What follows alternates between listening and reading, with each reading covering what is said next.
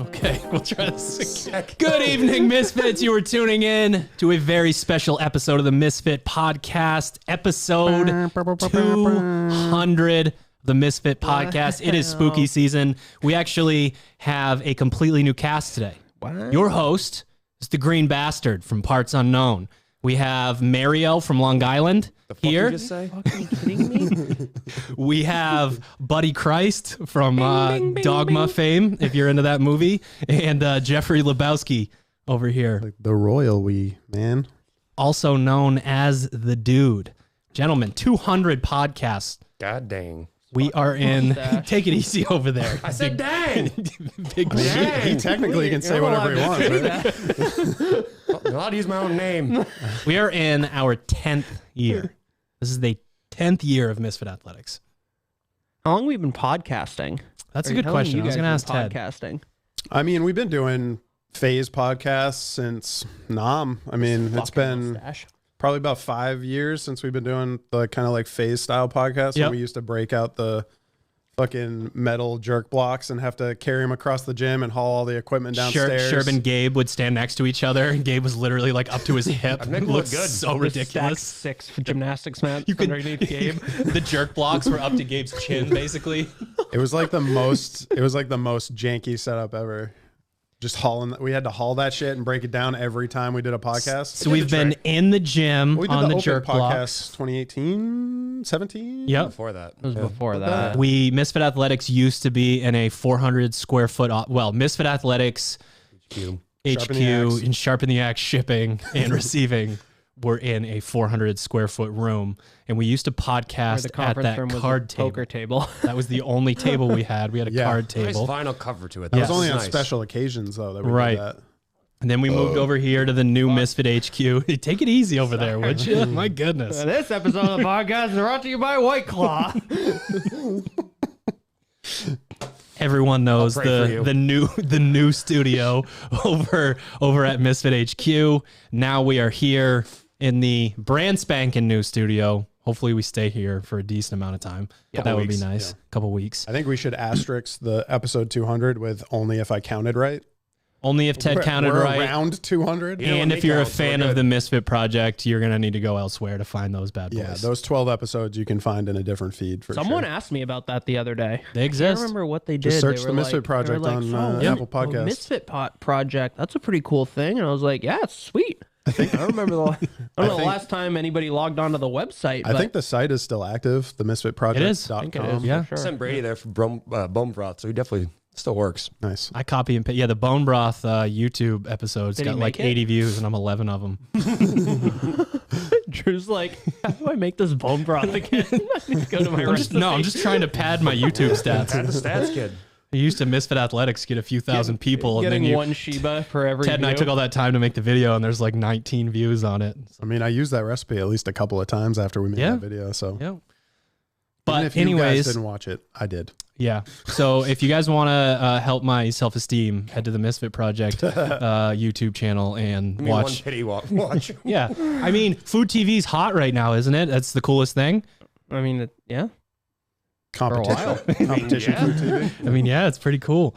All right. So this episode is essentially going to be a cross between the behind-the-scenes debauchery that is the four of us, mixed with a little memory lane in there. But because it's the 200th episode and because we like to give free shit away, we are going to give away Proper, Sharpen the Axe, Pure Spectrum, and Misfit Athletics programming, depending on what you are currently doing as a customer. Now, the way that we are going to do this, you're going to have an advantage if you are a fan of the show.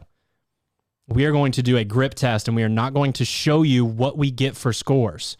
Each person thank me. Each person in here is going to be assigned to one of the companies.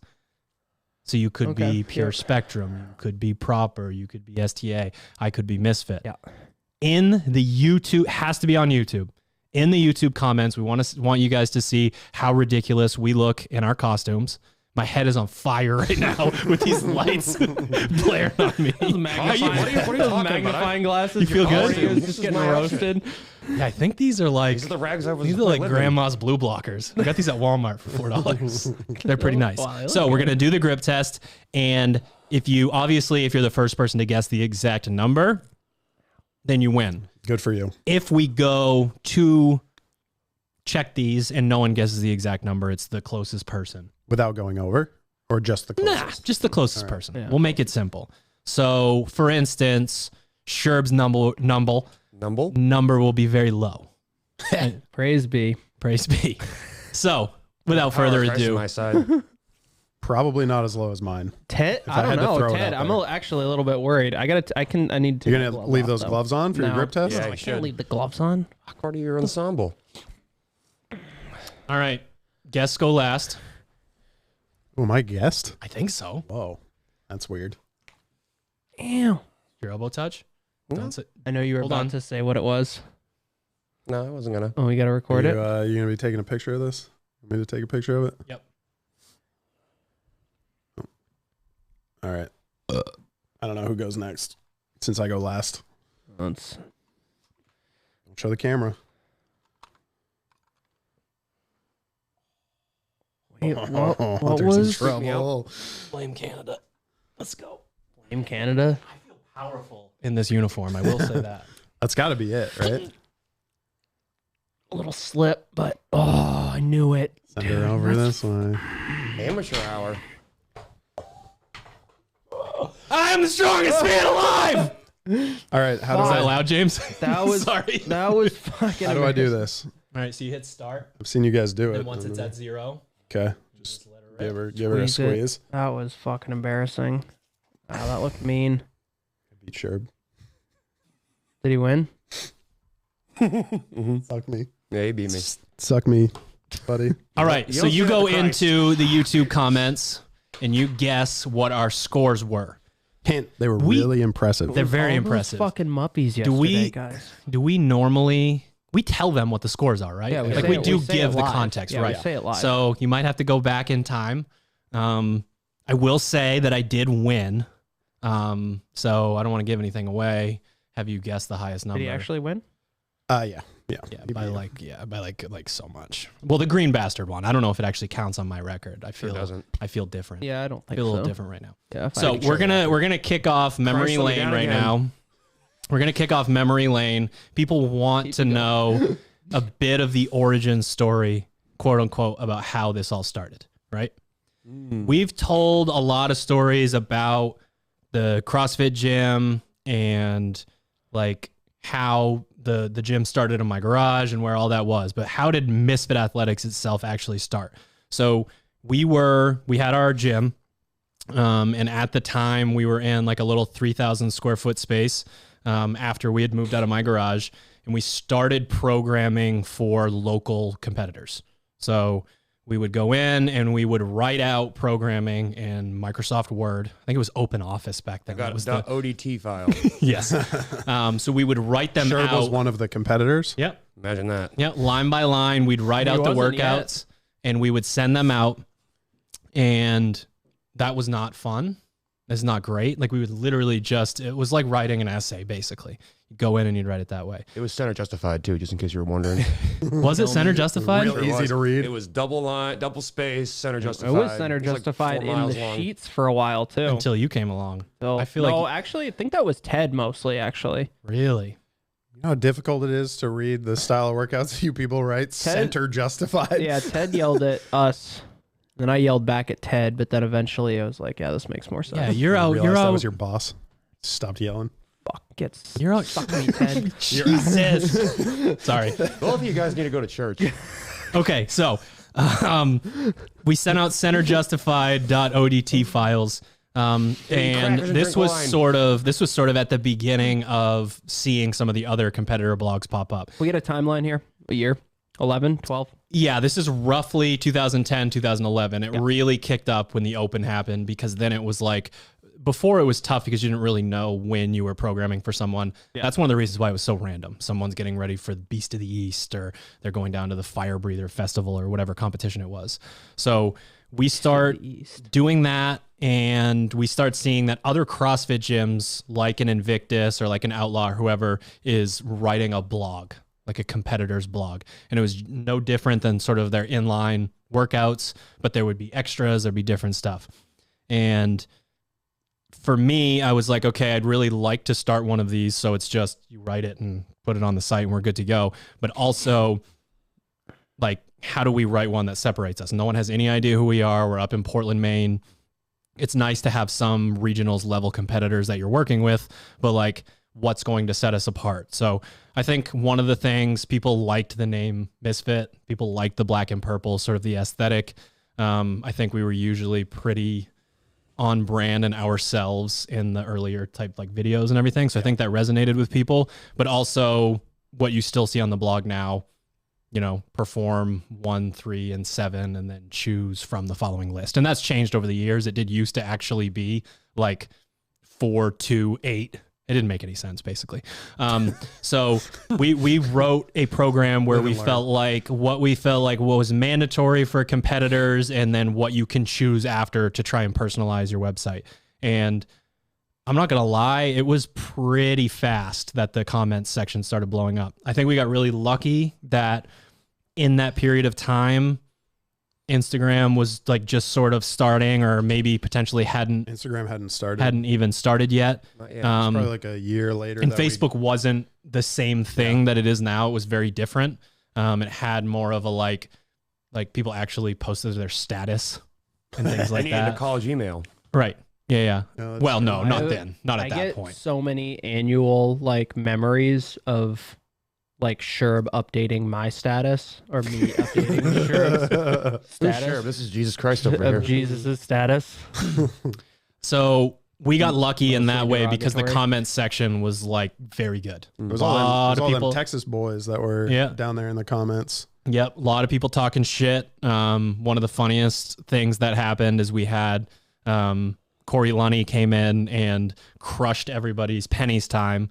He was a super strong, very athletic college, like all-American level college lacrosse player. And that type of workout was, I mean, he's a great athlete, but it was also sort of in his wheelhouse, but we didn't know who he was. They didn't know who he was. So it was basically like bullshit, like everyone talking shit to him, and then everyone met him, and it turns out it was actually a real thing. And he posted the video. Yeah, and he posted a video. I feel like he beat his original time when he redid it and posted a video or something like that. I think he did it in real time with us at HQ at 4:29 and his original time there. It was like 10 minutes or something. He might be the first person that broke 10, wasn't he? Yeah, I think so. Yeah. I think he was the first person to break 10. We got to bust that out. Yeah, soon. where has Penny's been on the blog recently? No, it hasn't. So Penny's was written as the Misfit Athletics benchmark in 2012. I do not. So it was basically like, okay, someone's got that, you know, sort of body weight running type thing. What does the weight on the squat cleans need to be? What does the volume on the muscle ups need to be? It needs to be updated. There needs to be we've done a Penny's 2.0. We did the hang squat clean. It's not the same for sure. Is it heavier? Yeah, it was heavier, but it was hang, and then there were more muscle ups. 205. It was more reps. It was more reps, but it was lighter. It was a lighter hang squat clean. Yeah. I must be thinking of the version you guys did at like the regionals prep camp that year. You are, yeah. It was heavy. Yeah. Heavier, yeah. So I think that was a huge part of our success early on, was the comment section and people talking. And that's actually something now that I feel like we're still trying to figure out, where is the comment section in today's day and age. We know that it's not on a website. For some people it is on an app. For some people it's on Instagram. Some companies have things like private Instagrams or Discord groups. Yeah. We're still trying to figure all that out, because it is like sort of the foundation of who we are. Yeah. The people who follow what we do, connecting with each other, us connecting with them. Like, that's really what we're after and what we feel like sort of separates us. I'd be interested to see if people could give us feedback as to whether or not they'd be into the Discord idea. Because we've thrown that around a little bit recently, like just having kind of a community where people can go that's not like the evil Facebook. Sure. The metaverse? Yeah, you have to put on VR goggles to do the new. Oh, that would be dope. They're only $2.99. Let's do a VR camp. Can my avatar be the green bastard? I've got 2 VR headsets at home. We could do it. All right. So look out for Misfit Metaverse. We're actually gonna rebrand as we're taking on Zuck. Be selling NFTs at our VR camp. Yep, we will. So for a very long time, Misfit Athletics was just an extension of our gym and was not monetized in any way. You go to the website and the workouts are just there and you do them, and that was it. And I believe we sold a few t-shirts here and there, but there was some branding issues with, is this CrossFit MF? Is this Misfit Athletics? So that was the whole thing. But when Misfit Athletics really felt real to us and really took off, we got contacted by a gym in Wisconsin, and either 2013 or 2014. I don't remember exactly. I don't know if you remember when we went to, it was 14. We went to Greendale. Yep. Like early 14. Yeah, it was winter. It was pretty cold when we went there. Yeah, I think it was like February. I think it was the year that we had all the guys here training for regionals all together. It was like that whole crew because Cody and Joe were both at that camp with us. They were. Yep. We started sponsoring them in 13. Yep. I'm pretty sure it was 14. Yep. So things really took off because they invited us out. So our way of dealing with that was, it kind of reminds me of the origins of CrossFit, right? So we're like, you want us to do what now?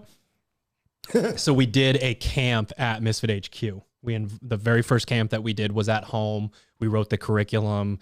We bought the projector to do the, to do the muscle up tips and all the other stuff. And it went really well. Yeah. It was, the camp was a really great experience. Hunter was just watching a tip video from that camp the other day. Of you rubbing on Sherb, doing deadlifts. Oh, the deadlift one? The deadlift one. You got to cut that in. The cut that you made.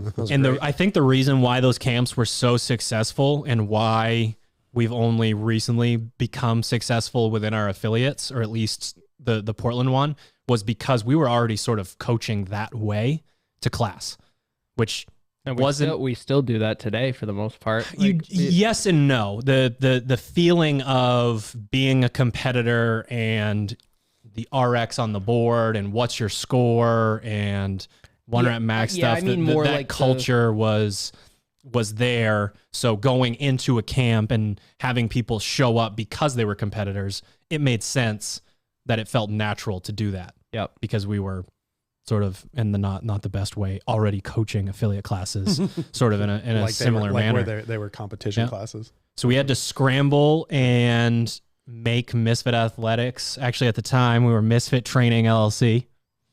Still are technically. Misfit-training.com. Yes, misfit-training.com. Do we still own that? Does that still redirect, or is that dead? We still have it. I don't know if that redirects is still alive. I don't know if it needs to be, but yep. So sort of funny story. We received a cease and desist letter from a company, and the business idea was that when you are a single mother, it's hard to get exercise in. So the exercise video itself was very similar to, like, I don't know if you guys have ever seen your mom doing like an at-home like DVD or something like that. Just say to me? No, this is like this. Hold on, stop it. Takes us so far back from that. You've got to relax, okay? Pump the brakes, over there. So basically, the video itself, other than the person showing you how to exercise, is like a cartoon layout. Like, it looks like honestly looks like 8-bit Mario. It looks like Blue's Clues. Yeah. Yeah. So the idea is your kid is like, I mean, you know this. You told me today that you put random shit on the TV screen to clip your son's fingernails. Mm-hmm. Yeah. So the idea was you stare up at the screen. Now their videos were on YouTube and they had like 9 views. I think it's all of us. So yeah, basically, so we agreed to switch to Misfit Athletics, which in the legal world actually means absolutely nothing. But that was the agreement that we came to, and that's how we went from Misfit Training to Misfit Athletics. But anyways, we did the whole LLC thing on LegalZoom and got a credit card immediately and maxed out the credit card to go to Wisconsin. Like, that is, to me, sort of that like landmark, like, how did you guys get started? The American dream. Max out a credit card. Max out a credit card and get going. Yep. So that's how we got started. Obviously, there's a million other stories baked into. There's honestly a million other stories just about that trip. That trip was wild. I mean, from like landing in the brownest place on earth. That trip itself was kind of a trip that somebody was asking us to like. Now you need to clarify what you mean when you say that, young man. Yeah, Milwaukee Brown. As we're landing in Milwaukee, we look around and Ted just goes, "Man, this place is really brown." The grass was brown. The buildings were brown. It was crazy. The sky almost looked brown. The whole city is just beige. It's just different shades of beige. And we spent an evening walking around the place, and we were the only people in the entire city. Not only we spent an evening, we walked downtown on Monday morning and went to an empty Starbucks in downtown. It was like the pandemic was happening. I don't know, 2014 8 years ago.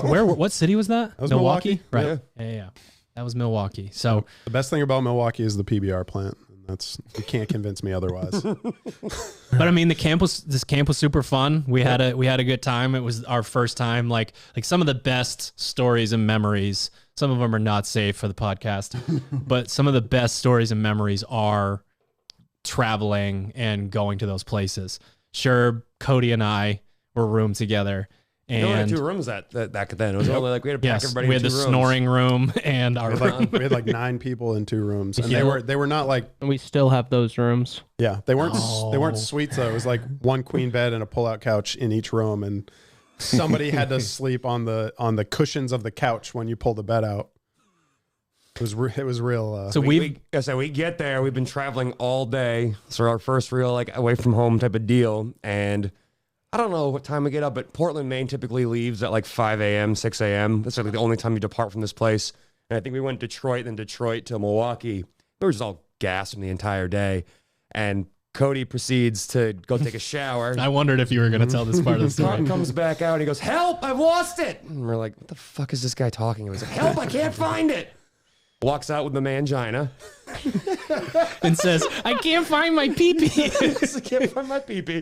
So Cody's already getting a little silly. So that starts the evening. And then Cody proceeds to like jump from the bed that Drew and I were going to stay in to his cot, breaks the cot instantly. And then he had like a little bit of a meltdown. Like he thought he was going to get in trouble with his parents. We're like, he thought he was going to get like some kind of like bill sent home to his parents. So he starts freaking out. He's sweating to death, trying to bend this futon back into shape. And Drew and I are just laughing the entire time. And then it's like, fuck, man, it's been so long. It's been such a day. Can we go to bed? And the second the lights go out, someone starts giggling. Yeah. And as soon as someone stops giggling, someone starts giggling again. It's a different person. And that went on for, I don't know, 45 minutes till finally he was like, "Shut the fuck up. I'm trying to sleep." Well, no. So everybody, we've been known, this is not old or new. We've been known, especially Cody and I, to get the giggles late at night. Uncontrollable laughing is no laughing matter, we say. I don't know how they did it. They were 30 feet apart from each other. It was pitch black. It had been silent for at least 20 minutes. And they broke out laughing together, I swear, at the exact same time. And that's when I screamed, "Shut the fuck up." like midnight. It had been quiet for so long. And then you guys just absolutely lost it. That's all that happened. We're in sync. That's all that is. All right. So we got to go around the horn a bit. We need you to come up with a safe for podcast story. Doesn't have to be a road story, but you got to hit them with, it's got to be at least some form of Misfit history. It has to be something, a peek behind the scenes.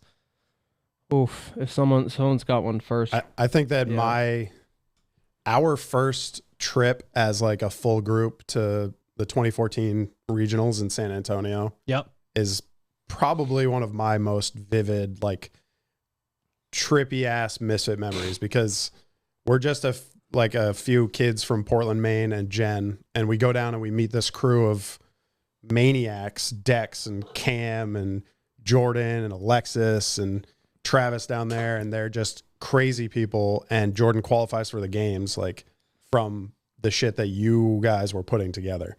And we go out on the Riverwalk, and it's like we're hundreds and hundreds and hundreds of miles from home. We're sitting in a bar and somebody's like, "Hey, you guys are the Misfits," and they order us a round of shots. And it's like, what world are we in that we've put this website together and now we're in San Antonio, Texas? First of all, the Riverwalk is a sham. That place sucks. You can't get a good margarita there for the life of you. And it's so disappointing because you are so close to like You Mexico can go to Margarita Land. CVS though and get a bottle of champagne and drink it on the Riverwalk. Which we did do, and I still have that cork somewhere. Yeah, Jen saved the cork, and we had it in like a little shadow box or whatever. That's great. We had it in the office, huh? It must have gotten moved over sitting here. in the office It's somewhere. Oh yeah, It's somewhere. I remember that. That was like to see all of the people that were like, oh yeah, we know about you guys. It's like, you know about us, because we hadn't even at that point. We don't know about you. There was almost no revenue. It was like a side project. It was like a thing. The we did. website was still free at that point. The website was free. Yeah. You went to the website, you did your thing. If you wanted to buy a purple t-shirt, you could. If you wanted to come to a camp, which there was a point there when we were doing like one every other month. One every month. Yeah. We I think we had a year where we did maybe like 7 or 8. Yeah. It was a lot. We were all over the place. Dubai, Iceland, all that. That's to say the moment where I was like, man, this is actually going somewhere was the very first like big Clue camp. The one where we had both, people from Iceland traveling there, competitors from California, competitors from Texas, and they're all meeting at this like mecca of a gym in Somerset, New Jersey. And I just remember like looking around being like how the fuck did we end up here with like people who are established games athletes wanting to come take advice from couple of dipshits from Maine. Like, how did that happen? Nice. Speak for yourself, dipshit. Yeah, I know. Speak for myself. But to me, that was the moment where I was like, man, like this has legs. This isn't like I'm gonna go work at FedEx in 4 years from now. Like this is actually a career for us. So to me, like going to that camp, and not only like it had been, I don't know, probably 10 camps at that point. So we had started to establish a rhythm of like what the camp goes like, how it is executed, who does what in the camp. And then just having the opportunity to have like a really big, like, athletes show up and they get a backpack with their name on it. It has all the swag in it. It was just, to me, it was a really cool experience. And I was just trying to like think of it from someone coming to one of our camps and what would it be like for them to come up and get something like that. And to me, that like, I wouldn't say it's the pinnacle camp, but it was the moment where I was like, man, like this is going somewhere and we're gonna actually do something. So, and I do think there are a ton of relationships that were built at that camp that are still the foundation of what we are right now because they met at one of those camps and became best friends. And now these people who don't even live with each other talk every day together. And that to me is what separates Misfit from the other communities. Like, yeah, you might wear the same shirt as somebody else because you do the same program, but how many of those other programs can say they have friends they met for life from a weekend in New Jersey, like at a fitness camp. So to me, that's one of the things that really like stands out as like, holy shit, like things are going in the right direction. All right. I'm going to just do more of a funny story for the people. So do it. Wadapalooza. 20, I guess. What was the last time we were in Miami? 19. Was it 20? 19? There was no 20. Okay. So 19. Like literally. Well, there was no. But it would have been no February. 2020. It would have been February. It was it was before. 2020. It was 2020. Yeah, but the year 2020 still didn't happen. exist. Yeah. Right. True. Okay. So I think you guys can correct me as we go, but it's the end. It's the event's over.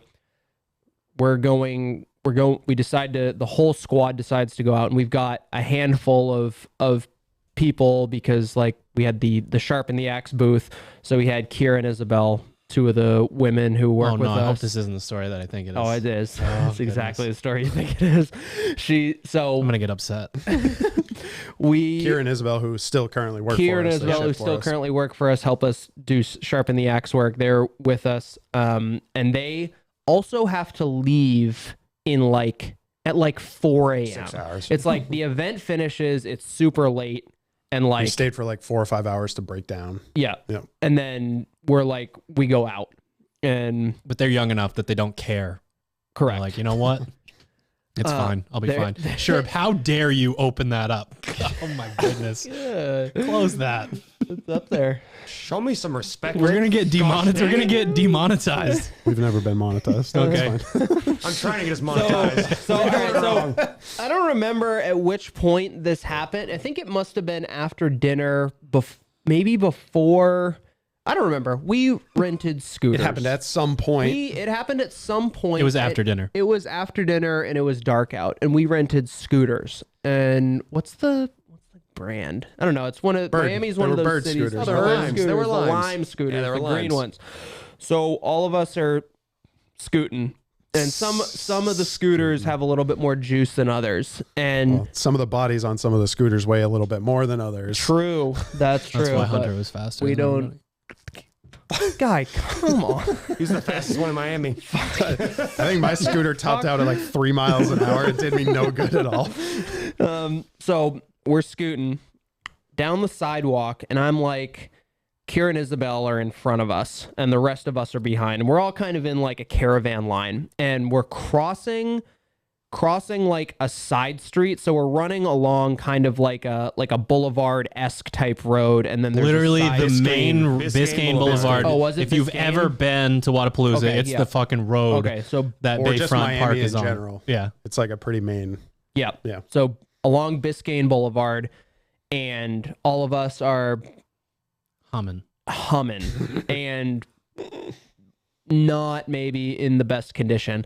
And all of a sudden, it was Izzo, right? That was Kira. Kira. It was Okay, Kira. so Kira I wasn't even there. is and I know it was going to Kira. cross. Yeah, sorry.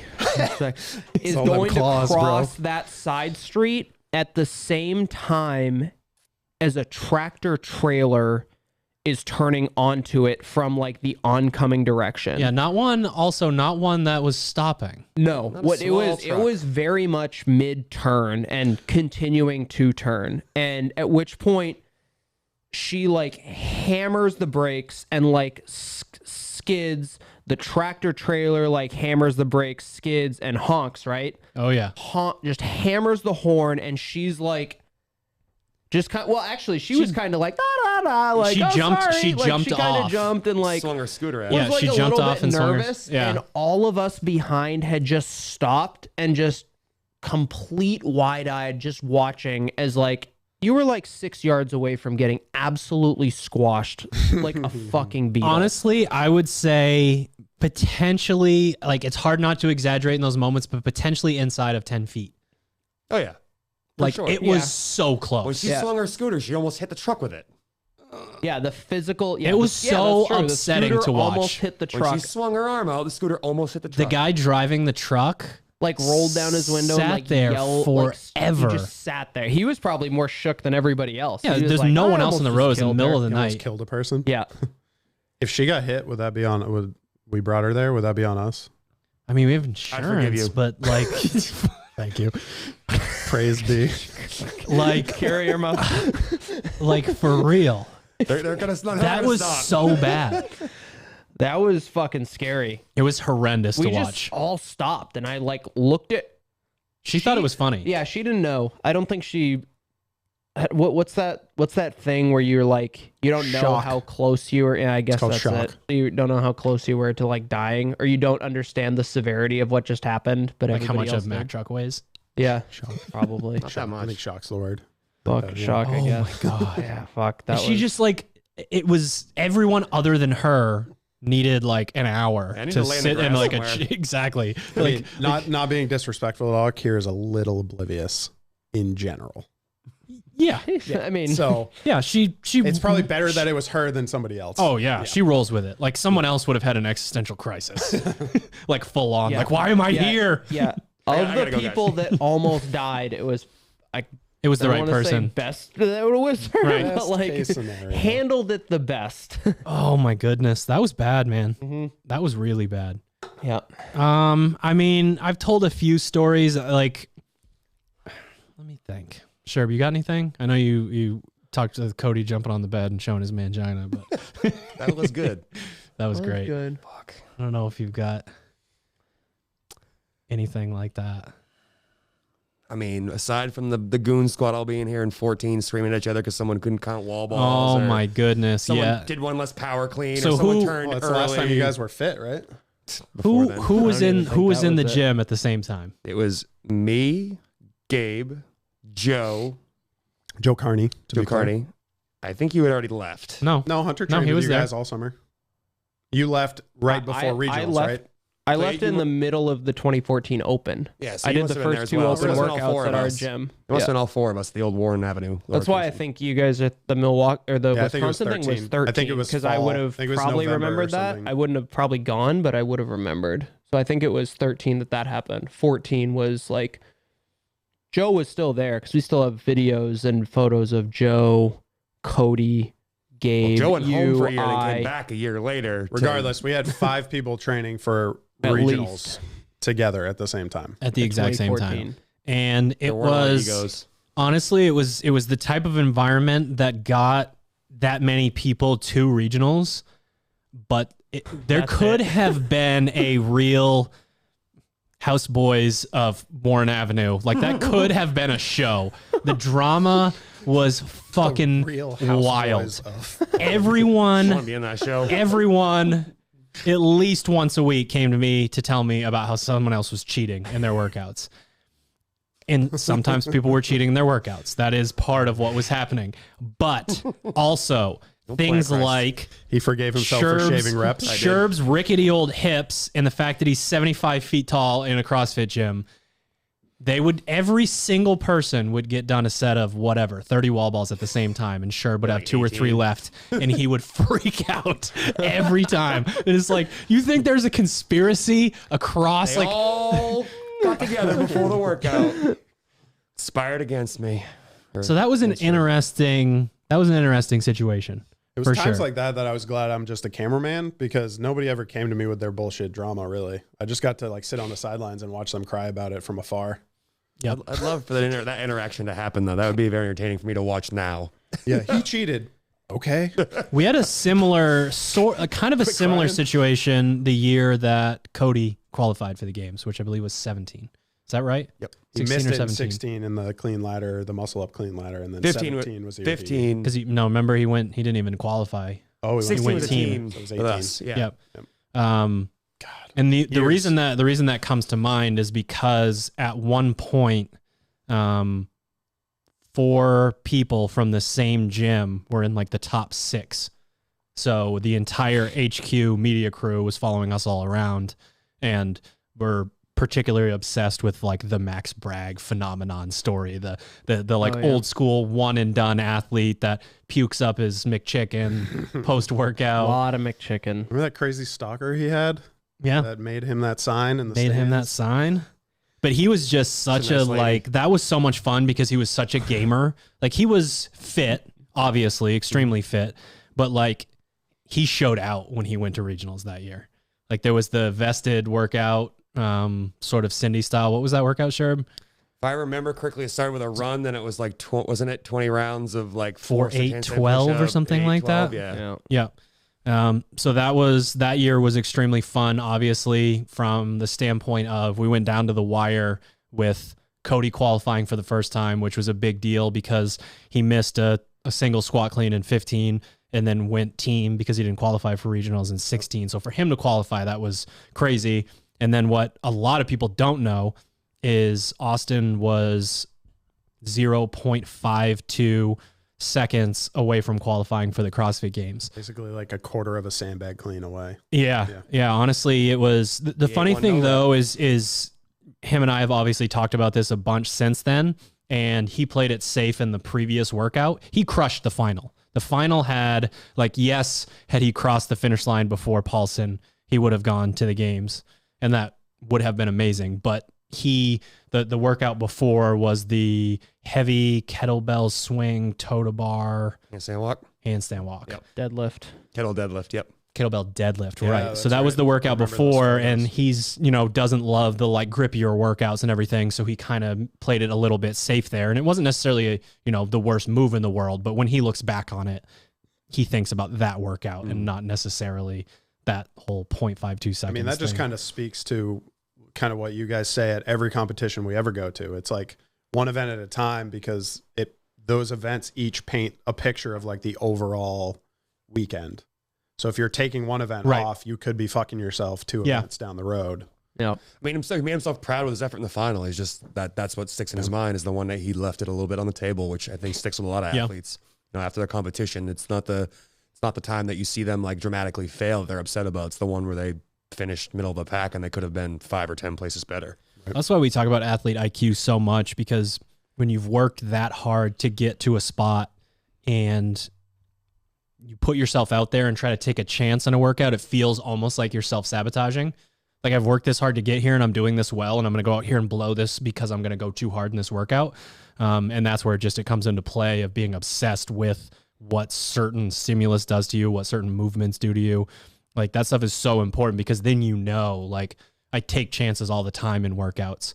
And that's why you have so many people that are like love an online qualifier, hate an online qualifier, because a lot of times when you have that many people to sort through, when it's not just like a normal competition, you got whatever 19 other guys that you're going against, you got hundreds, there's gonna be people who do take chances and have it work out for them and maybe, sort of skew the points a little bit. So things like online qualifiers and even the online, what is it called now? Regionals? And the last chance qualifier and all of that stuff. Like, no, semifinals when they did the online version this year. Yep. You have to like put yourself out there in a way. I think that probably feels pretty terrifying from the athlete's perspective. Like you have to go harder than you basically ever do. I mean, it's like the Heat 1 phenomena you have at competitions where an athlete coasts because they're ahead of everybody else in Heat 1. You have to remember that there are 2 or 3 heats after you.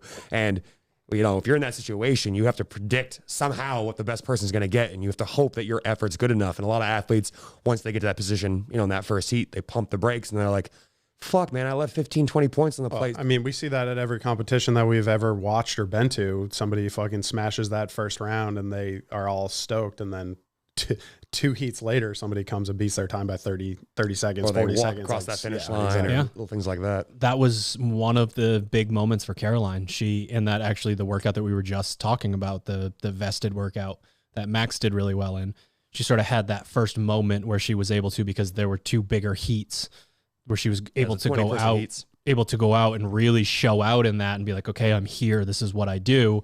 And then the 2 best people in the entire world at that workout were in the other heat was, is it Carol Ann and Carrie? Yeah. Like literally, man, like, you remember how stacked the Northeast Regional used to be? Dude, it was crazy. It was crazy. The Northeast Regional was wild back then. Crazy. But that workout specifically, like you can still go back and watch that on YouTube, and they were both doing so much better than everyone else, but still sort of neck and neck, that they were defying, like, how hard can you go in a workout that's that long? Like, are you kidding me? And they just kept pushing harder and harder and harder. And it was like, is this possible? Is this like real life? Yeah, that's the moment I would say I saw Caroline finally flip the switch in competition, to see the same athlete I saw in training day to day go out in a competition and actually show out what she could do, right? And actually try to go and win the thing, versus just like, I'm here and like I'm actually like, now I'm trying to punch a ticket to the CrossFit Games. I do remember that specifically, just because the thing that we talked about with athletes in the back was just, hey, it's not enough to run at a good pace and do the things unbroken. You have to sprint your air squats, and you have to run from your air squats back to your handstand push-up station. Yep. If you don't air squat fast or do a run back to your station, it doesn't matter that you go unbroken. And move the pylon, the little things like that. Yeah, I mean, that was a separator, was her cadence on air squats and how hard she hustled back to the start to do her handstand push-ups again. All right, we're going sentimental now. Favorite moment. Only rule is you cannot double up on someone else's. Fuck. So going first after Hunter talks about Caroline, no one else is going to be able to use. No one else is going to be able to. I get that one just because it's the most significant one that I've been here for. I don't think you got, like, I wasn't around as much for Cody, right? Or so. Yeah, I think the Caroline one is, even if I didn't have the first go, that would be the one for sure. I think it's like, if anybody who's heard the story long enough, like, Caroline was came into the gym, our old gym, like the original Misfit Athletics location before it was even Misfit Athletics, or before Drew's like spiel about how it got started. And she's, 100 pounds soaking wet with rocks in her pockets, has some like a little bit of running background, a little bit of a cheerleading background, and is like, hey, like, I think I want to try this. And like, did the beginners class. Like I was I think one of the first ones that she met, took the beginners class, and then like has continued to train and kind of flip into that competitor mode. And then there was, what year? It's probably like 15 or 16. It was 16 was a team year, right? Mm-hmm. Yes. Oh, so maybe later, maybe 17 then. It was the year that it was the 17 was her first year that she qualified individually. It was the thruster chest to bar pull-up workout in the open. And I think you called me in California to interview me because they were like, Caroline's getting ready to redo this workout to like win, like worldwide. Like she has the chance to have one of the best scores worldwide in the open. And it was like, and I hadn't like interacted with her a ton between when I left and that point. So it was like, holy fuck, like this woman's like going for it. And then especially over like the time when I moved back here and like was around her more. And I would say that she was training as hard as anybody could expect of a prospective CrossFit Games athlete. And I had one conversation with her that will always stick out in my mind, which is kind of weird because I'm the one who like initiated the conversation, but I think it had a positive net impact in the long term, not in the short term, but in the long term. And I had a conversation with her about the like, hey, we want you, like, basically you have to compete like with like a happy heart, basically. Like you have to train day to day. It's okay to have bad days in the gym, and it's okay to be frustrated, because when your goal is the highest level of competition, you can't just dismiss every bad training day as like, oh, I'll get it next time. Like I'll get them next time. Like that's not how it works. But I had a conversation with her, and it was difficult. It was tough because I certainly never want to like hurt somebody's feelings. And like, I think in the long term, I think it paid off. And she continued to like train as hard as she could. And I don't remember if there was like a specific moment, but I think there was at least one moment specifically where we were all like, she's like really, really fit right now. You and I said it to each other at the a same handful of times. Yeah. Like not a year before she qualified, but within that year. Yeah. And like, she was different in a few different ways. Yeah. The little bit more of the killer instinct was there. Probably the maturity, not that she was immature, but I think the competitive maturity, the competitor maturity. She was immature before. Yeah. Okay. Well, she's matured a lot in the last like year or 2 years. Yeah. And just being able to be with her through like the open, and I was usually her judge throughout the open workouts, and that was something that I like. It sounds kind of silly, but I take that really seriously. And like everybody, a lot of times at the gym, people yell at me because I'm like, oh, Hunter's a dick, or like don't like it's, and I no reps the guy with a broken leg. I did not do that. That's not true. This is an exaggeration of the truth. Slight exaggeration. That is an exaggeration. That did not happen. His name was Kevin. There's no Kevin. What the fuck are you talking about? He laughed. He laughed after you judged it once. No Kevin. I don't even know. I've got heat exhaustion over here. I'm dying in this thing. So wrap that gavel up, B. Where are you going with this? All right. Anyway, her qualifying, and then also being able to be with her at Granite Games is kind of like a assistant coach, like obviously to you, and it was just like, that was just a really cool moment. Forever a bridesmaid. That's fine. I will happily be another bridesmaid if that means she, when she goes back to the CrossFit Games. So, but yeah, yelling along the sideline as we just screamed at her to pick the dumbbells up when she probably didn't need to. And then that's another YouTube gem that I feel like we need to back at us, and she was like, no, like I will not pick these up right now because I'll die. And then she qualified for the game. So that's fine. Up next, I'd have to say the year that Cody failed to qualify and we mistakenly sent a team to regionals and then did pretty decent. So it was 2016. Your favorite memory includes you? No, I'll tell you why at the end. Hold on. I was going to troll you no matter what you said. I know. So we were in Dubai and we pull up the games website and we're like, pronounced Doobie. We pull up the games website. Cody hadn't qualified. He missed by like one spot. we had a bunch of fit people at the gym, but like really outside of Austin, no one else had really qualified or been that close. Like Caroline was up and coming, but was probably in the 50s or 40s, like a handful of places out. Get to Dubai, pull up the computer, says, "Oh, congratulations, you guys have fucking punched a ticket to the regionals." And we were, I think, it's so rude that they use the F word in the email. This was an email from Dave Castro directly. Very ungodly. And we were like either last. It just says from Dave Castro, says "fuck you, you qualified." Either last or second to last, like to get in. Like basically bottom of the barrel, no expectations. I've been eating Doritos and like, I don't know, eating everything in the hotel room. For a little bit of frame of reference, we were sitting at breakfast when Sherb discovered this information, and he immediately went down to the hotel gym. Like immediately. He was doing hummingbirds at the table. Immediately started 21. He just drops down, push-ups, starts screaming 21:59. Yeah.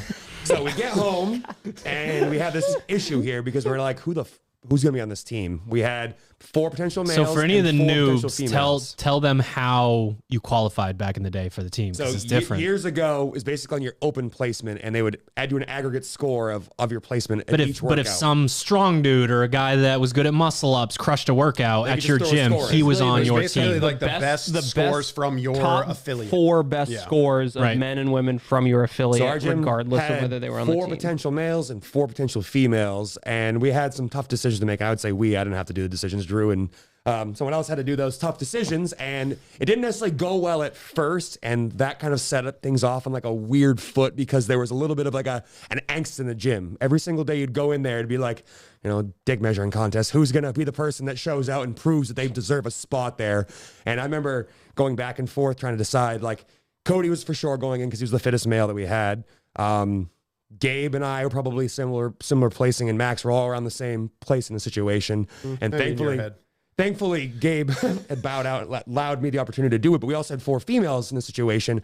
And that year, Caroline was damn near the last one in. There were 3 other girls that were like pretty sure they were going to punch their ticket. And Caroline was like, not the best, not the worst, but wasn't a shoe-in. New to it and just trying to figure out. Yeah. But just had this hunger to try to be the best. And every single day you could just see her put the work in.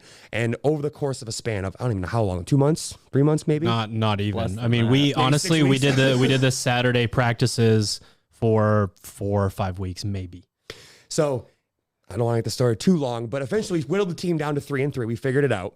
And we started going through these tests, and we're doing them, and we're like, fuck. We're very nervous about the very last event, which is the legless rope climb thruster workout, where you had to pick like 1 guy and 1 girl to do the 21 thrusters and 3 legless. Then one does 15 and 2, and someone does 9 and 1. Like, who the hell's going to do this? We didn't have a lot of people that could do legless rope climbs. And going into the event, I was just like, in practice, we failed this miserably. We did terrible. We tried it probably 6 or 7 times. Every single time failed the cap. And I remember we were trying to pick our order, and we were literally deciding up till basically that weekend who was going to be that like anchor who does the 3 legless rope climbs, because almost no one could in competition. And what I thought was really, really cool that day is we actually were one of, I think, like 8 teams, the team that barely got in to finish that work. And I just remember celebrating at the end of the event, like at the end with everybody. It was just in a fucking giant mass of people from the gym, and the gym was going fucking crazy. All the people that came and visit us and watched the event. So to me, that's one of the coolest things about regionals, and one of the things that's coolest about the CrossFit Games sport is that you have these hometown heroes that can go and compete. And to me, that's one of the coolest memories I ever had, was this group of people who didn't even expect to be there to go out there and do that. And then just, it started lighting that competitive fire for other people, because the next year Max qualifies, Caroline qualifies, Austin qualifies, Jordan moves up, he starts working out with us. So to me, I wouldn't say it's like the start of things kind of really catching fire, but to me, that was like a big moment in Misfit history, especially local, because that gave us the ammunition to have local athletes who could then be on camera and inspire other people to try to compete against. Well, that's what's fun about asking this question, because the answers aren't always going to be exactly what you think they're going to be. Like, for me, that's one of my forgiven. like most. Yeah, I'm a little toasty over here. Cool yourself off. Cool us all off, would you? Okay. That memory for me specifically is one of my favorite ones, because I wasn't happy about it. Like, I traveled for a month. I did not come home. I went there were 3 regionals before, and then I've complained about regionals, Nate, enough times that I won't go down that road again. What was it again? Worst event. But then the final week was the Northeast, and there was the whole thing of like you're expecting to go there and it be, you know, Cody's redemption and all those things. And then I show up to Albany, or was it Connecticut?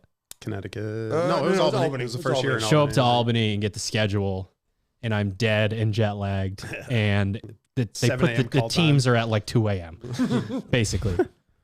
I never had more fun as a coach up to that point than doing that. There was something so special about it being you guys. And then when I would run up to the stands to watch you, you know, just purple everywhere and that many people. So for me, it's so weird to go from like, here we fucking go, survive this weekend, to this is one of the best weekends like of my entire life. Yeah, to me, that really culminated in like all those hours in the gym with your just friends working out every single day and the ups and downs, but then just to be so proud that like this fucking tiny gym from Portland. This is why we're torn about the new teams, right? Yeah, Because like part of you is like, hell yeah, like let's send another one of our teams. How fun would it be to go to a regional or semifinal? How fun would it be to go to a semifinal and have, you know, the gyms sort of travel and be there this year and that whole deal. So Hunter just threw his hat in the ring for not me for affiliate team.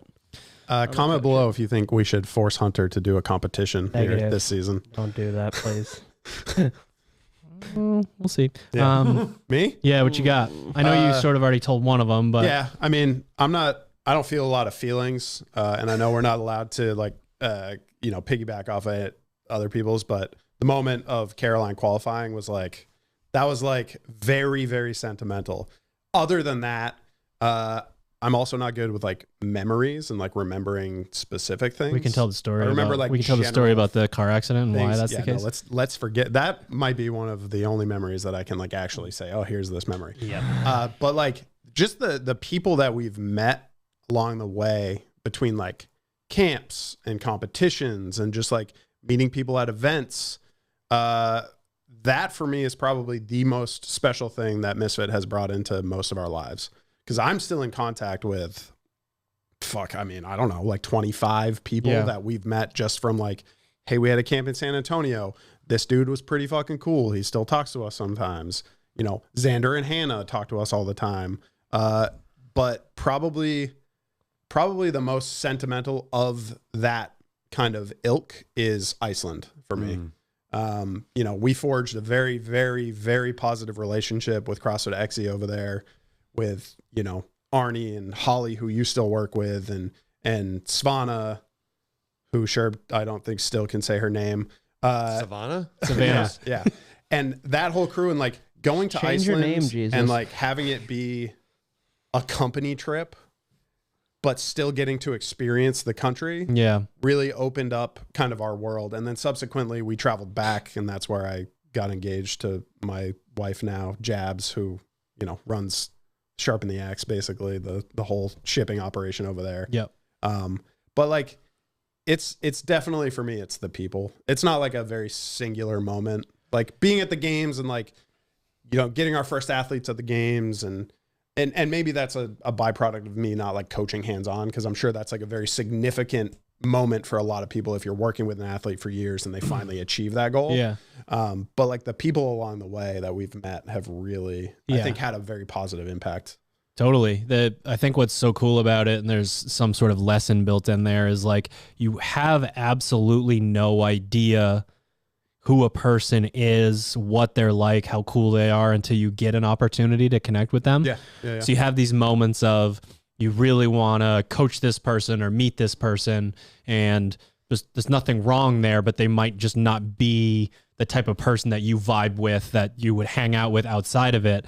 And then you meet someone that you might have had some ridiculous preconceived notion about through social media, and you end up just forging this thing with them, this bond. Yeah. And that's what's so cool about, like, I don't think that's like so 2020, 2021 to like have those connections. So to remember that we've traveled like basically around the entire globe and met really, really fucking cool, genuine people everywhere. For sure. Is awesome. That's like just something that people should remember.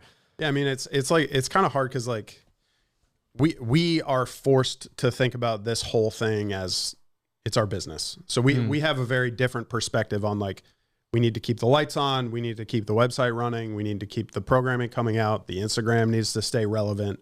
But like behind all of that, behind that veneer of like, this is a business, it's all of the people that we've met at camps, that we've met at competitions, that have come up to us at like grocery stores when we're shopping for our athletes, being like, hey, can I get a picture with you guys? Like all of those moments, I think is really, it's probably the driving factor behind like keeping us doing what we're doing, keeping us going forward. Cause like, who knows, next year we meet the next coolest person we've ever met. Like, right. Yeah, that's very true. I will comment. I'm gonna comment on Hunters, and then I'll have my own. You can definitely piggyback on that. So I mean, it's very recent and it's pretty significant. Yeah, coach, yeah. The thing with that made it what it was with Caroline qualifying, that I don't know if we've talked about this on the podcast yet, but her and I had started to dig into what I feel like is how you go to a new place with an athlete, because let's be perfectly honest, there are a handful of masterminds in our community that know how to teach weightlifting or gymnastics or monostructural conditioning, how to program, whatever. So then you have to ask yourself, like, what sort of tribe are you buying into? What group of people? What ethos are you buying into?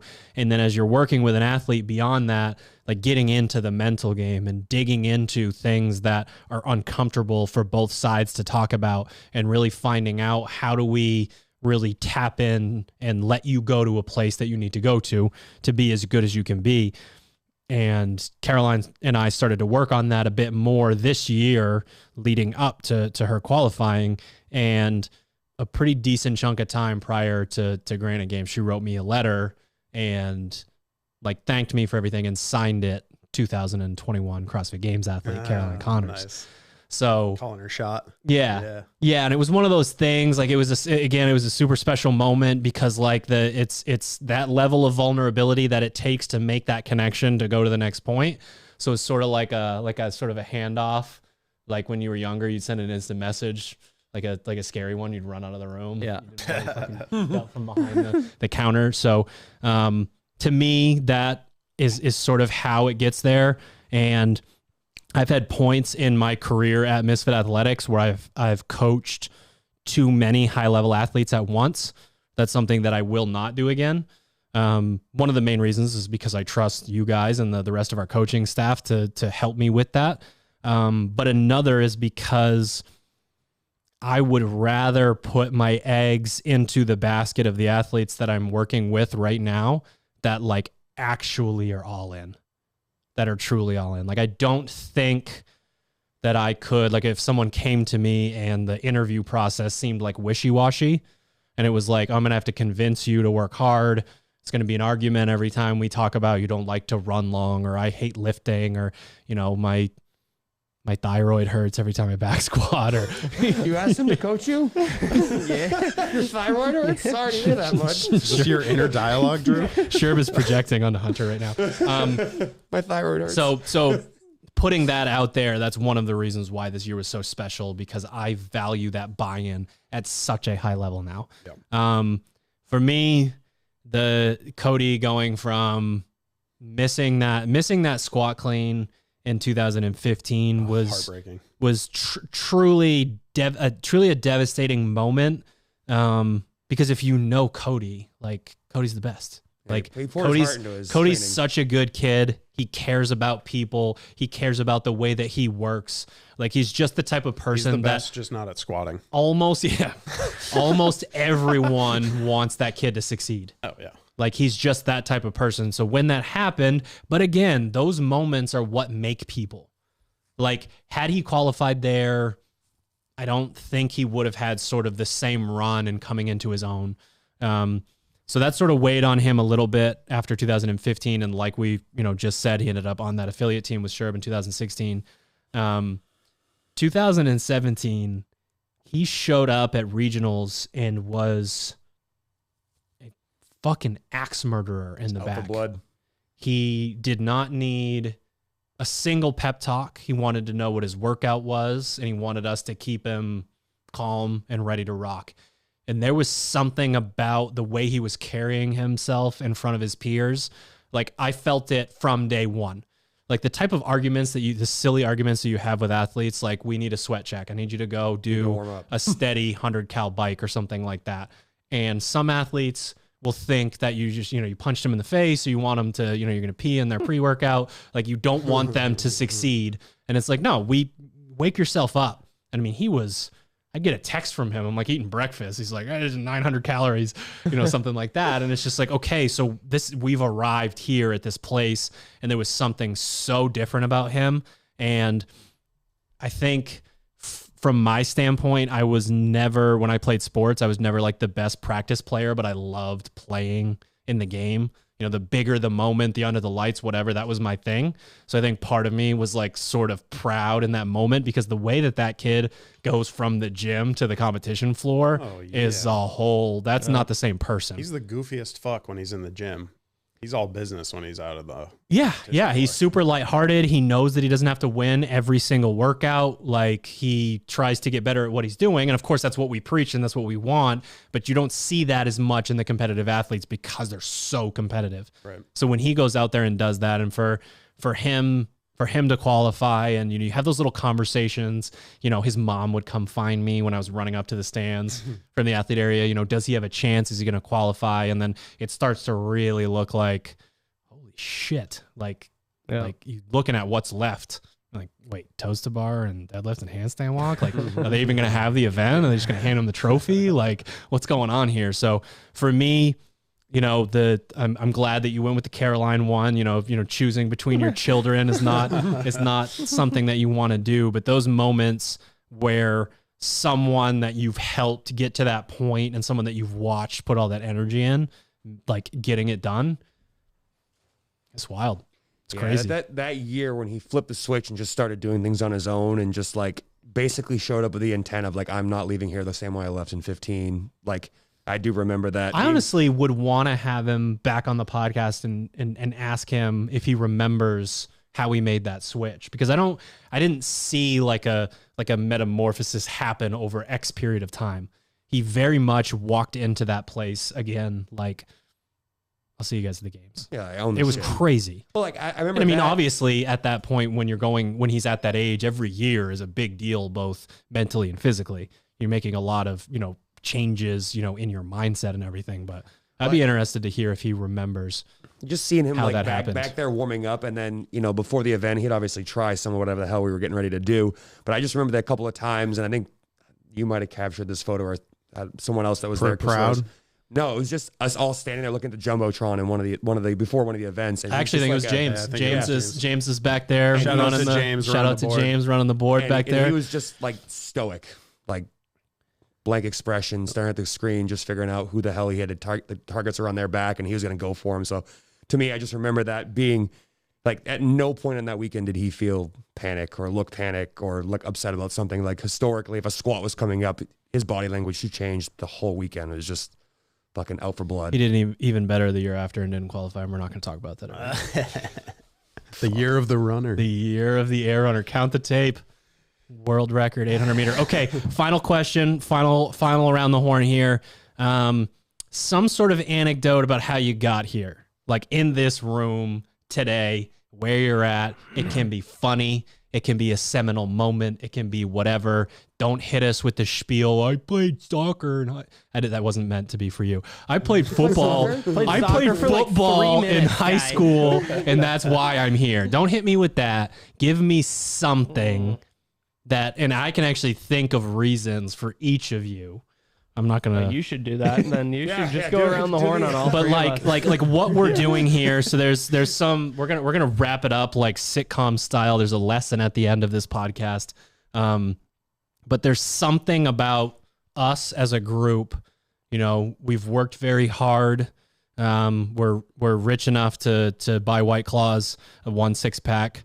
We'll have to dial it back, but like all jokes aside, it's not Goldman and Sachs here at 41T Drive. So like, can you think of anything, a character trait, whatever? How do you end up here? How do you end up in this room today? 10th year of Misfit Athletics, 200th episode of the podcast. How do you end up here? Fuck, man, that's a good question. I'd say that the thing that drove me to even want to be around, I didn't even know Ted at this point. I only knew you. 22. Jesus can point who the fuck he wants.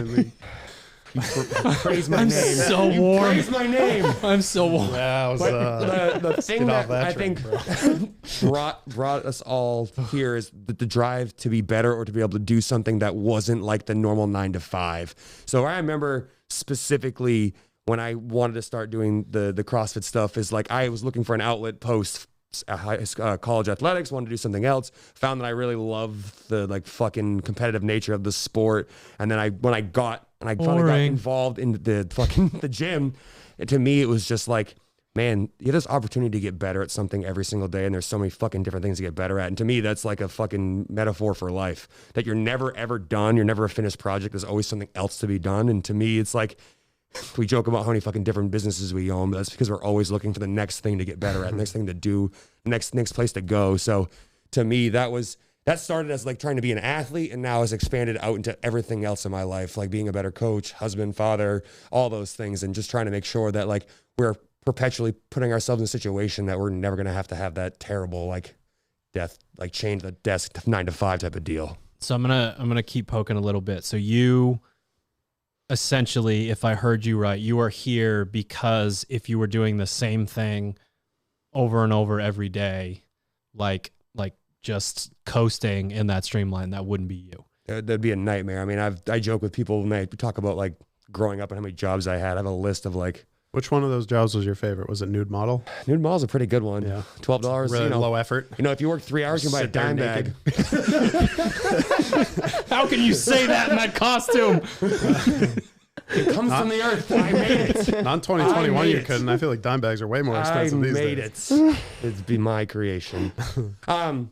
But yeah, it was just, I did enough jobs growing up that I realized there were a bunch of things I didn't want to do, and I kept looking for the thing I'd like to do and something that piqued my interest. And for me, the always changing environment of like what we do both in the gym every single day, but also like what our job presents us day in and day out really is what excites me and makes me want to keep coming back to this place. Is like, what's fucking next, right? We've done this, that, and the other, but like we're not done. And I don't think anyone here is like, oh, good, we're, pat ourselves in the back, let's move on. Like we're still like, what the fuck's next? Where else can we go? How far can we take this? And that goes from programming meetings to making the gym better to, working with athletes remotely. So to me, it's just that desire to stay engaged and finding different avenues for engagement, because I'm not the kind of person that likes to sit still. I'm fucking dying over here in this costume, but I don't like to sit still, and I do think that's kind of what my personality lends itself to, is trying to find the next thing to stay active and stay moving. So to me, that's kind of what drives me and why I'm here now. Who's next? Go for it. Mine will be short. Do you want me to go? Yeah. Hey, go for it. I think that what brought me here to this room today is that I knew how to do things that other people didn't know how to do. Very specifically technology-based things. I don't know, man. I think what, yeah. Yeah. You've ever seen Hunter's spreadsheets? Seen me with an iPhone and a gumball? You'd think being a robot, you'd be able to work technology a little bit better. I think what keeps me here, though, is having the opportunity to work with, my best friends in the world, my wife, work for myself, be able to bring my dog to work every day. It's very happy and healthy. And on top of that, we get to come up with ideas and then do them. We had the idea to dress as assholes on the podcast, and here we are. And who's going to say anything about it? If you watch it and you like it, sweet. Drop a like on the video. Maybe leave a comment. Subscribe. Email us. I'll pray for you. But is that the next one? I think we've all done the regular working for somebody else, that type of bullshit, and it sucks. But we come to work every day. We get to make cool shit for cool people, and we get to meet those cool people occasionally along the way. And what else could you ask for? Yep. I think for me, CrossFit and coaching blends a lot of the things that I find really interesting from a more technical side. I like my engineering brain likes the analytical side of CrossFit, both in the the physical act, like the actual movement portion of teaching people how to move and teaching them why like certain mechanics are more advantageous than others. So like kind of boring shit like that. But I like that. But I think probably more so, especially since being in the military, is I don't enjoy like talking to people. I enjoy teaching them. I enjoy teaching people. I enjoy educating people. I don't like talking to people. What do you like? Clarify the difference. I'm not much of a small talk kind of guy. I'm a very introverted person, so I don't like even coaching classes. Like I have to put on a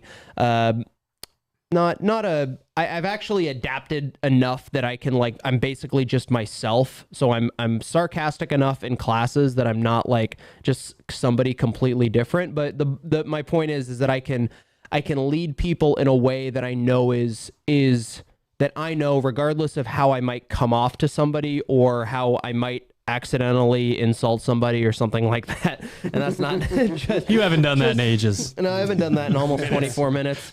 But we don't count. I know that it's like well-intentioned, and it's because I genuinely believe that what we're doing can help people on a lot of different levels. And whether that's helping somebody achieve like competitive goals, helping somebody achieve like weight loss, like that sort of thing, like that's all well and good, but I find a lot more satisfaction in teaching people like life lessons that I've learned as I'm 30, almost 31, so I'm not exactly like the old wise man, but I think I've had certain life experiences that give me a different perspective on things and allow me to like communicate that to people. And when you're a coach, you get in a lot of instances, you have like, you have kind of a captive audience. Like people have to listen, at least pretend to listen to you. And I kind of go with the law of averages. Like if I say one useful thing a day and 10% of the people are listening every time, like eventually I'll get through to somebody and be able to communicate something positive to somebody, and that like it'll actually make them, they'll actually remember that, and it will be of much more importance than how to learn how to do a butterfly pull-up or something like that. So I think that's why like the full roundabout, like, hey, I'm gonna come take a little bit of a pay cut and do this instead. This is a lot more fun. Right. For me, I feel like do some math real quick, carry the 9. For about 24 years, I would have considered myself the antithesis of what I expect out of athletes. I was skate by on like intelligence or like somewhat athleticism compared to the general population, not compared to other athletes. But basically just like figure out how to game the system in every pursuit that I had, whether it was college, whether it was sports, whatever it was. Like I was able to figure out a way to make it easier on myself. And the funny thing about that is there's something in the figuring out. Like that was something that I realized afterwards. Like that's a whole thing in and of itself. And then after, 25 and on, this combination of like, I knew that I wanted to be different than that, but like was way too, ADHD to like go stick with this thing. Okay. I'm going to be better at studying, or I'm going to go to the gym and do this thing for a long period of time and not just whatever, a bench cycle that I found on T-Nation, or like we all been there. Like I just bounced everywhere. I was in every different place all the time trying to find out what I was good at. And I eventually found CrossFit, and CrossFit taught me a lot of the lessons that I could not like bear down enough as just a general human being to understand. Like I needed the moments where I'm positive I can't do this, and then I keep doing it anyways. I needed the moments where like it's so crazy that I keep wanting to work out. Like this makes no sense. Why do I keep wanting to show up with this group in the fucking third bay of my parents' garage with shit like there's an axe next to the barbell, like a lawnmower, like all this crazy stuff. And that mixed with, that sort of permeated into, I was a project manager for a construction company, and I started having people that were in their 30s, 40s, 50s, 60s coming into my office and asking me for advice, asking me for certain things. And I was just like, what has happened? Who am I? Like, where am I right now? So that stuff converging together gave me the confidence to be like, okay, well, I do need to figure out what I want to do, because I definitely don't want to be 9 to 5, under the ceiling tiles and fluorescent lights burning up in my green bastard costume. Jokes on the record, these are LED. You're literally under the ceiling tiles, LED lights burning up. That was the joke, Hunter. Oh my goodness. Sorry I wasn't in zeros and ones. Okay, so those things coming together, feeling confident as an adult and learning things that I was like, it was impossible for me to wrap my mind around, like, yeah, you want to get better at something? Work really, put your head down and work really hard. And that happened, and then it was like, I can do these things. Like, I had the first set of equipment from Rogue Fitness in my cart for 3, 6, 9 months, forever. I think Sherb still has that in his cart. It was like $1,500 back then. 10 years ago. You got a rower, ab mat, med ball, war chest or some shit. one jump rope, barbell, and some plates or something like that. That was in my cart forever. My L1 2008, I think 2008 or 2009 was, that when you have $0 in college and $1,000 is a lot. You put $1,000 on your credit card. That you literally, the only reason I had a credit card is because I had a few drinks at a Red Sox game, and you could get a free towel if you signed up for a MasterCard. Towel cards. Yeah. Shit. They gave you a towel. I got declined. I think I was 17 when I applied for that shit, though. That's the only reason I had a credit card. So those things, like for me, those took forever, because it was probably like, you're not going to use the rower. You're not going to start a gym in your garage. That's the dumbest thing ever. No one's going to do that. When you go home, people are not going to show up at your parents' house to do workouts. Like, I did not believe that any of that shit would amount to anything. And then all of the sudden it was like, let's sign that lease. Let's sign another one and knock the wall down. Hey, we're getting sued because of our logo. Should we start an apparel company? like that's how I got to a point where I felt like, let's fucking do this. Yeah. Like, it's one of those things where, and again, said we were going to go Sentimental and bring it all back together. If the only part of the story here that we have is anyone can do anything, if you set your mind to it, whatever, I don't think it's right, because we've worked so fucking hard. But if you bring those two things together, it is 100% true. Like we love to tell the fairy tale story of well, if you set your mind to it, you can do it. Well, okay, if you set your mind to, this is going to take forever, you're going to have insane ups and downs, it's going to be all over the place, then you can start to wrap your mind around literally being able to do whatever the fuck you want. That is very real. And it's baked into the stories you guys all told about each other, ourselves, the athletes, bringing those two things together and saying, believing in yourself and believing that you can accomplish something, and then being willing to see it through and work your ass off for an extremely long period of time. That's why we're here. I think you just summarized every video that we've ever made, the message that you're trying to get out to people. We're trying, man. If you work hard at being better at something, you could get better at that thing. Yeah. Just period. If you work hard and you work smart at getting better at a thing, you could get better at it. But it's so hard to convey, because is that effort singular?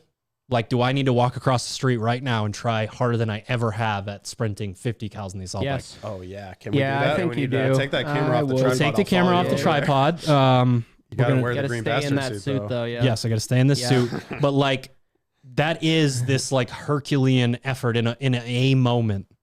And that's not what we're talking about. Yeah. We're talking about, we make the clothes little by little, chip away, all these things, sharpen the axe. We talk about that stuff in the way that we do, because it is this monumental effort chopped up into a trillion little pieces. It's showing up every damn day. Yep. And it's I don't want to get on the rower right now. Get on it anyways and try and get there. So That's how I ended up here. And that's what I think is sort of like how we bring it all together and explain, people want the background. They want to know how we started.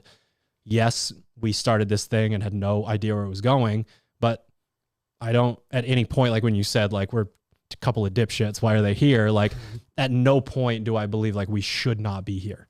Yeah. We didn't expect to be here, but no, I say we 100%. And I don't mean you meant that. No, I mean, we were relatively shocked. We were shocked when we were like, man, people in Milwaukee want us to come teach camp. Oh, someone in Dubai wants us to come teach a camp. Oh, someone in Iceland wants to come teach a camp. Like all of these opportunities that we had, like we had to work really, really hard to be provided that opportunity and demonstrating our expertise and knowledge and, helping athletes and seeing athletes have success. But like, it for anybody that catches a YouTube video thinks it's a flash in the pan and all of a sudden we just were invited to Dubai. But like, it's the hours of sitting behind a computer screen trying to figure out where does this back squat go versus this set of toes to bar versus this set of handstand push-ups, and we all scream and argue at each other for 4 hours over 1 week of programming, or maybe even one workout. It was only 3 hours today.